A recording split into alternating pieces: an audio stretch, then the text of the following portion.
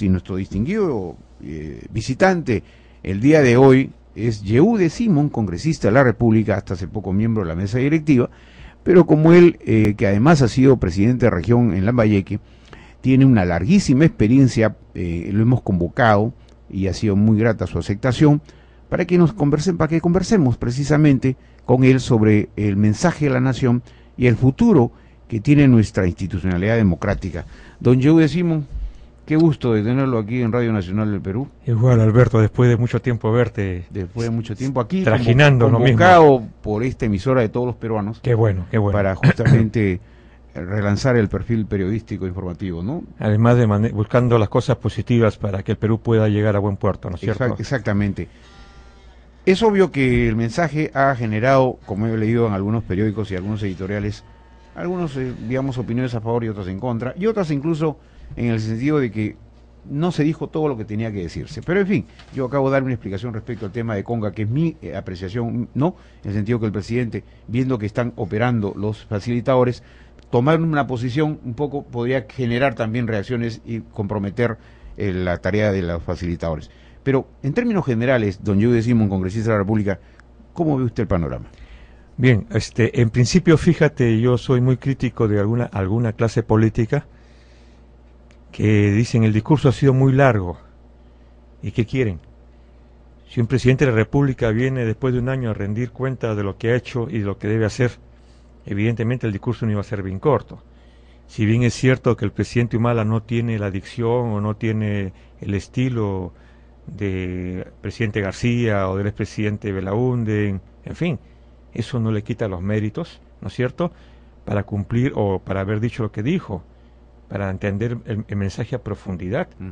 No es un mensaje pues que genere aplausos en la opinión pública, porque evidentemente ha sido largo, y para alguien que no está acostumbrado a la vida política hasta tedioso, pero un político, un partido político que le parezca demasiado largo el discurso, realmente sorprende. Ahora, don Yehude Simón, el tema es que, digamos, él ha concentrado la mayor parte de su mensaje a la nación en temas sociales. Así es. ¿No es cierto?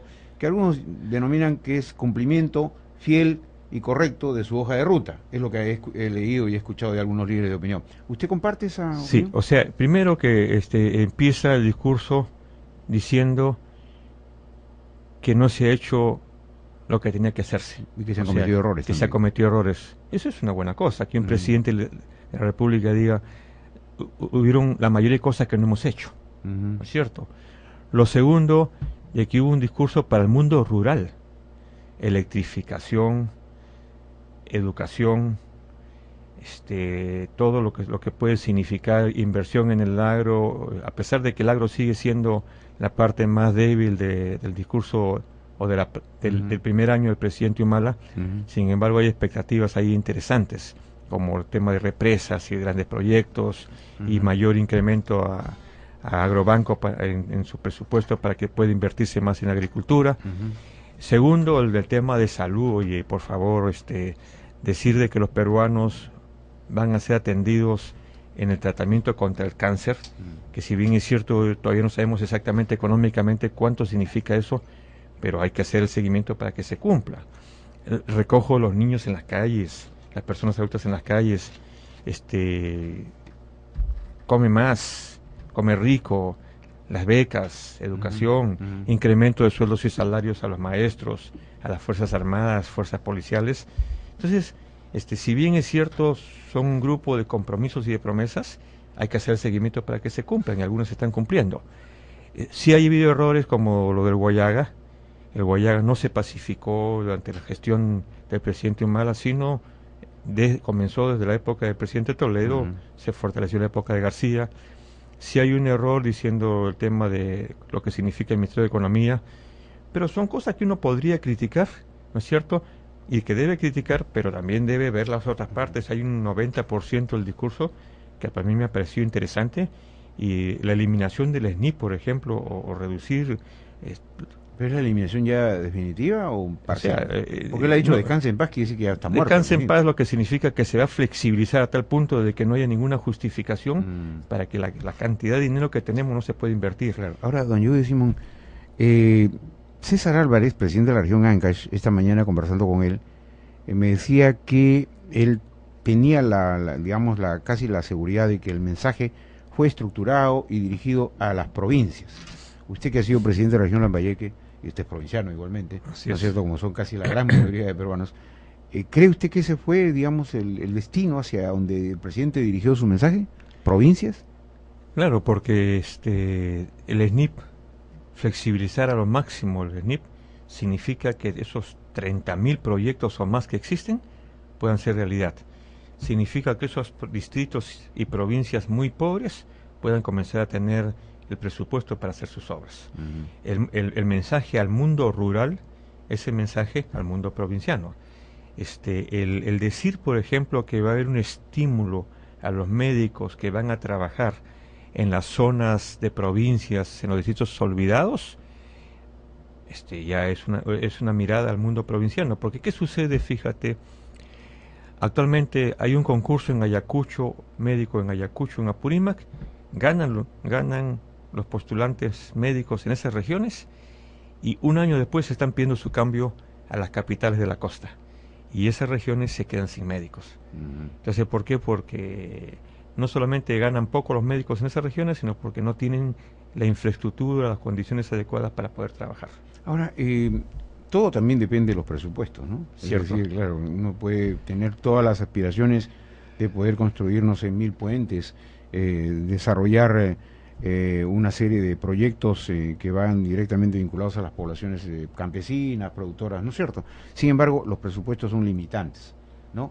Algunos gobiernos regionales, por ejemplo, el que usted presidió, no tenía ingresos por canon, no tenía nada de eso, ¿no? Entonces, hoy, ¿cree usted que esa debe generarse una política distinta, es decir, una mejor redistribución de los recursos para que regiones que no tienen canon puedan optar eventualmente recibir? Eso es un compromiso que tuvo el presidente de la República.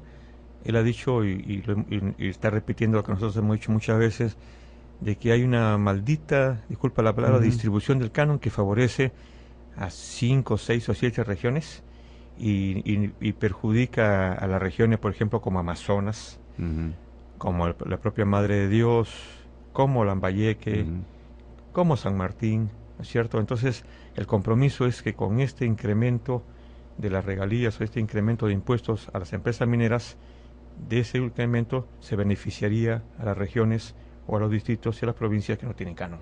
Ahora, hay un tema que ha saltado a la luz ahora. Usted ha sido presidente del Consejo de Ministros del Gobierno aprista, ¿no es cierto? Así es. Y en su eventualidad se tocó el tema del magisterio. El magisterio ahora va a tener una ley, una sola ley que va a recoger lo positivo de la ley del profesorado y la ley de la carrera pública magisterial. ¿Está usted de acuerdo con eso, siendo usted, digamos, de alguna manera analista del problema, de la problemática de la educación en el país? Porque la educación, si bien es cierto, es pilar fundamental para el desarrollo y pilar fundamental para ser competitivos a nivel mundial. Sin embargo, hoy la educación de calidad no existe prácticamente en el Perú, es muy deficiente. Mira, yo creo que el exministro Antonio Chang hizo una buena labor y esta tenía que acelerarse y tenía que corregirse porque no todo es perfecto y creo y confío mucho en esta ministra de Educación a pesar de todos los golpes que le dan.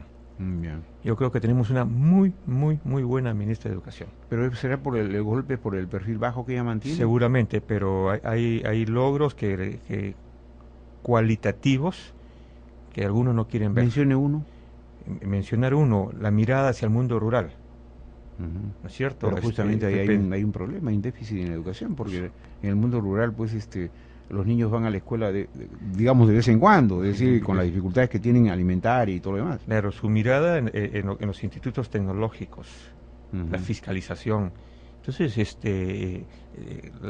todos los esfuerzos que se están haciendo para el incremento en la comprensión lectora y en el razonamiento matemático, ya el Perú está con algunos logros. Yo no digo de que todo esto lo haya hecho la ministra en un año. O sea, evidentemente han habido aportes interesantes del gobierno anterior, ¿no es cierto? Pero ahora ahora se está acelerando todo este proceso educativo que creo que va a tener sus buenos resultados y además lo que está haciendo la ministra es hacer un proceso democrático de tal manera que todos empiecen igual. Giramos un poquito y nos vamos al Congreso, ¿no es cierto? Correcto.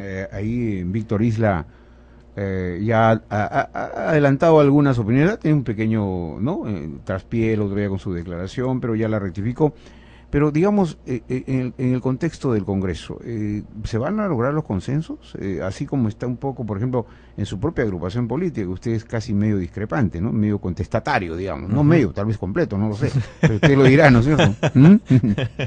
Bueno, fíjate, antes de eso, yo te escuché hablar de lo que algunos critican, por qué el presidente de la República no lo deconga. Exacto. Y tú has dicho un poco casi igual. Casi es un poco, yo digo, para mi sentido común ese día eso, ¿no? Claro, es que yo lo dije hace el mismo día el discurso en Radio Programa de Perú, y lo acabo de decir hace algunos minutos en Canal N, que es eso, justamente lo que tú dices es lo que yo aprecio. O sea, hemos coincidido.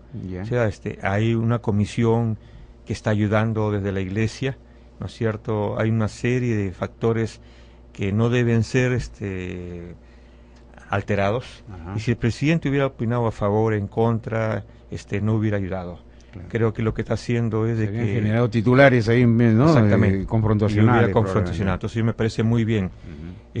Pero lo que tú me dices del Congreso, yo creo que este año es muy complicado ya para el presidente de la República. La oposición va a querer ser más dura porque ya vienen procesos electorales regionales y nacionales. Y no están pensando, algunos en el país, no están pensando cómo ganar las elecciones regionales y municipales. Hay que hilar fino, muy fino. Sí. Muchas gracias, don Joey Simón.